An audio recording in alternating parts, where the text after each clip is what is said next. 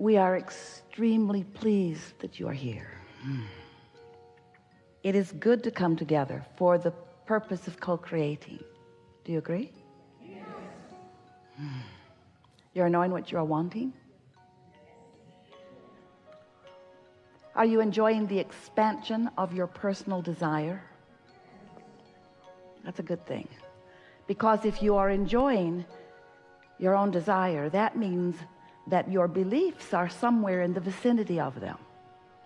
If you want something that you see no way of it ever coming about, those desires don't feel so good, do they?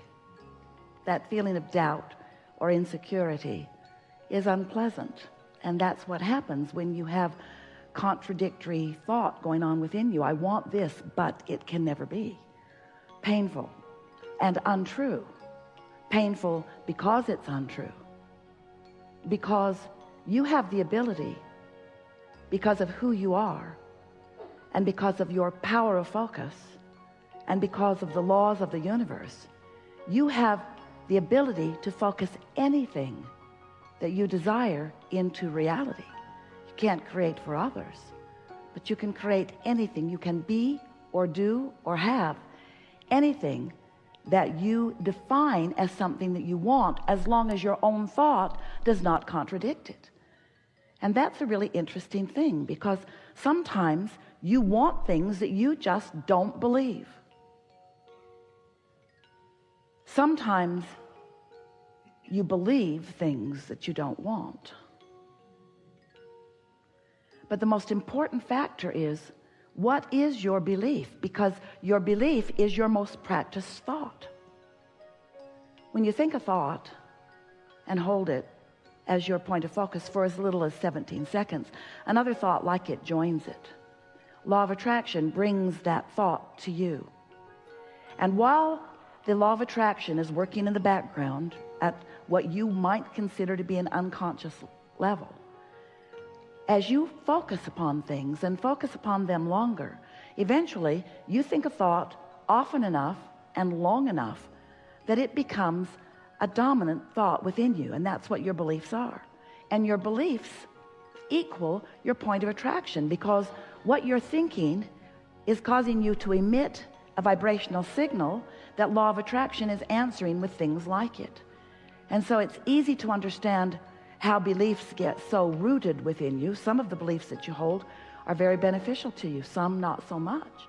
But it's easy to understand how beliefs would become so rooted, because when you think something long enough that it's a pattern or a habit of thought, then things begin to actualize around it. They begin to demonstrate around it.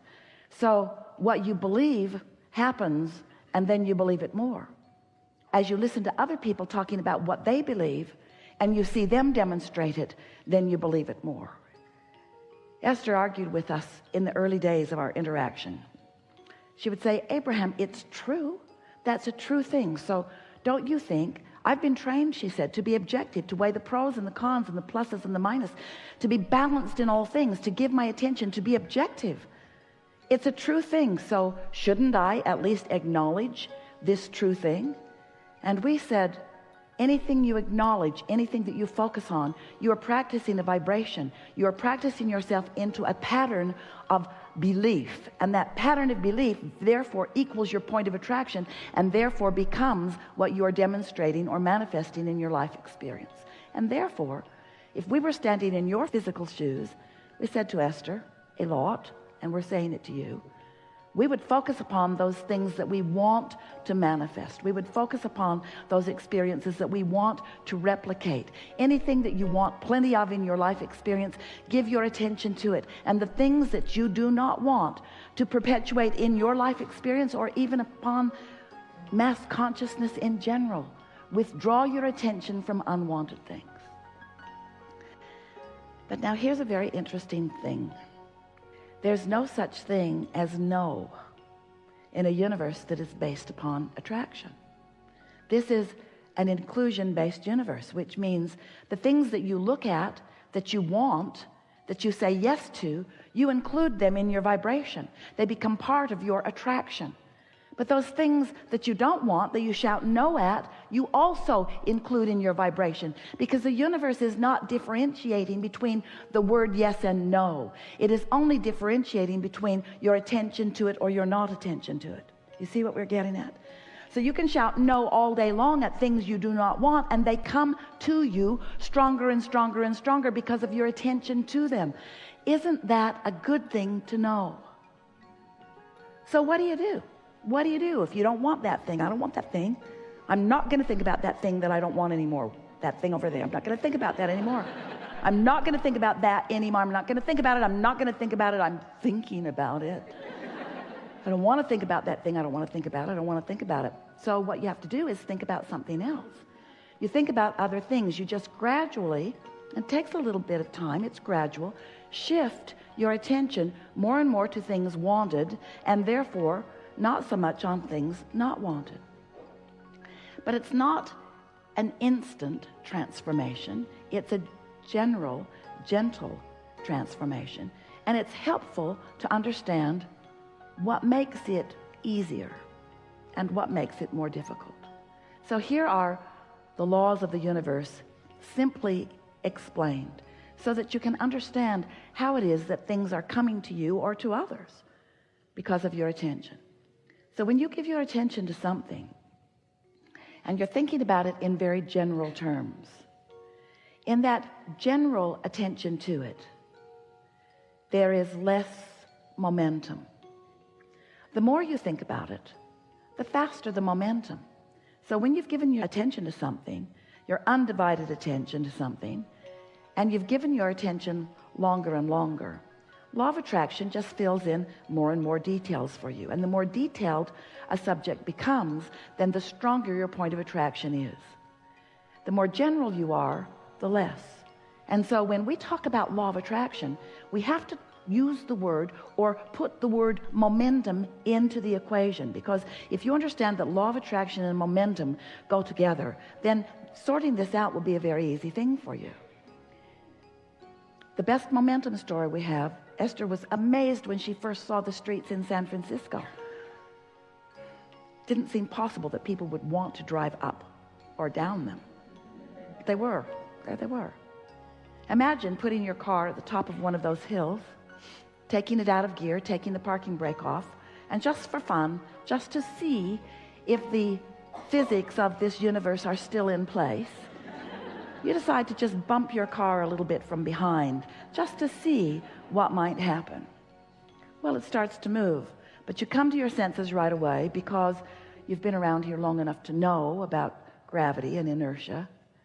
So you step right out in front of your car and it bumps up against you and the momentum stops, and it was easy to stop because it was very slight anyway. But you wouldn't want to be at the bottom of that hill stopping that momentum. So law of attraction is the same.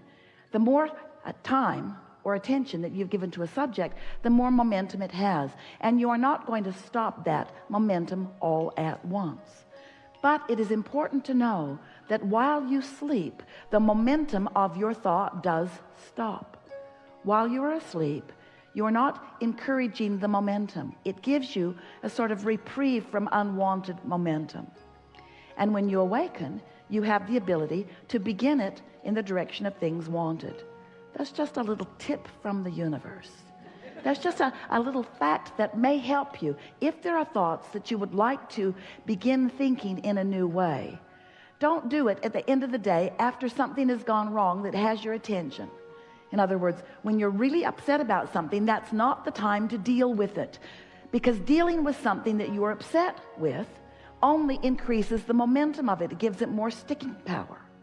So there are two things you can do to slow momentum, many more than that really, but two things that really work well. One is go to sleep. That stops momentum. Don't sleep all day, just occasionally. And the other is you can meditate. When you meditate, you quiet your mind. When you quiet your mind, you stop thought. When you stop thought, you stop momentum. Gives you an opportunity to come into alignment with who you are. And there is one more very important thing that we want to say to you. You are source energy in these physical bodies. Do you know that? There is a trajectory, there is a momentum of well-being that is very powerful, that without knowing it, you've been practicing hindering with contradictory thought. So when you meditate, what happens is you quiet your mind, and your natural trajectory, your natural momentum then can have more effect in your experience. It's like, imagine a cork bobbing on the surface of the water. That's pure positive energy. That's absence of resistance in this analogy. Now you can hold that cork under the water. I don't have enough money, or I'm really mad at that guy, or that person did something inappropriate, or I don't like the way you spoke to me, or I don't like the way that came down, or I don't like what's happening in government, or I don't like what's happening, or I don't like what my children are doing, or. You can hold that cork under the water in disapproval of something, in negative attention to something.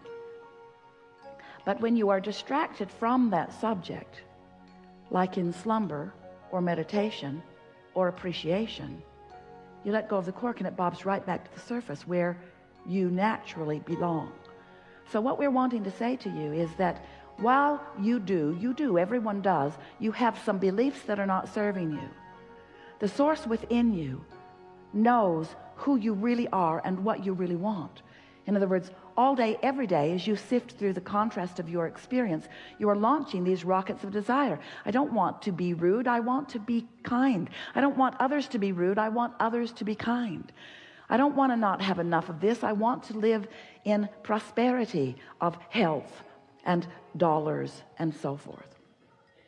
So as you've been launching these rockets of desire, these vibrations have emanated from you and have added to this vortex of creation that you were when you were born, that pure positive energy, all-knowing, powerful, worthy being that you are. When you made the decision to come into this body, you didn't come to fix things that were broken. You know there were not any broken things. You came for the joyous experience of joyful expansion. And so there was a trajectory, there was momentum. We call that your vortex.